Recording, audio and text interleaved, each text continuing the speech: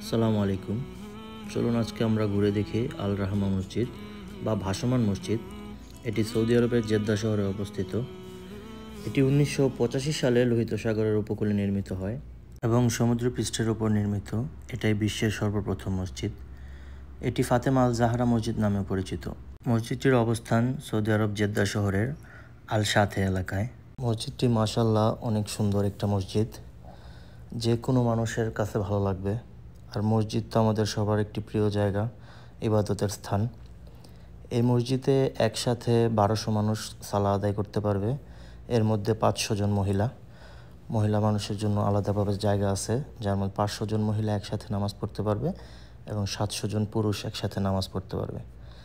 আর মসজিদটির অবস্থান ইয়ট ক্লাবের সাথে। চলুন আমরা একটু সামনে গিয়ে দেখি। আর এখন মসজিদটা আপাতত বন্ধ আছে, কারণ এখন নামাজের সময় না। আসরের নামাজ শেষ হওয়ার পরে বন্ধ হয়েছে, এখন মাগরিবের সময় আবার খুলবে। এখন যদি কেউ নামাজ পড়তে চায়, বাইরে জায়গা আছে, এখানে পড়া যাবে। বাট মসজিদের ভিতরে এখন যাওয়া যাচ্ছে না, এই কারণে আমরা একটু বাইরে থেকেই ঘুরবো। বাইরে এক পাশে সমুদ্র, এক পাশে মসজিদ। মাশাআল্লাহ চমৎকার একটা ভিউ, মানে মনে অন্যরকম একটা প্রশান্তি চলে আসে জায়গা আসলে। প্রবাসী ভাইয়েরা যারা আছেন, ছুটির দিনে একটু ঘোরাফেরা করবেন। ঘোরাফেরা করলে মন ভালো থাকে, মন ফ্রেশ হয়। যত ধরনের ডিপ্রেশন আছে আপনার সব চলে যাবে। ছুটির দিন, সপ্তাহে একদিন ছুটির দিন একটু ঘুরবেন। সবাই তো লং টাইম ডিউটির ওপর থাকেন, তারপরে সময় বের করে নিজেকে একটু সময় দেওয়ার চেষ্টা করবেন।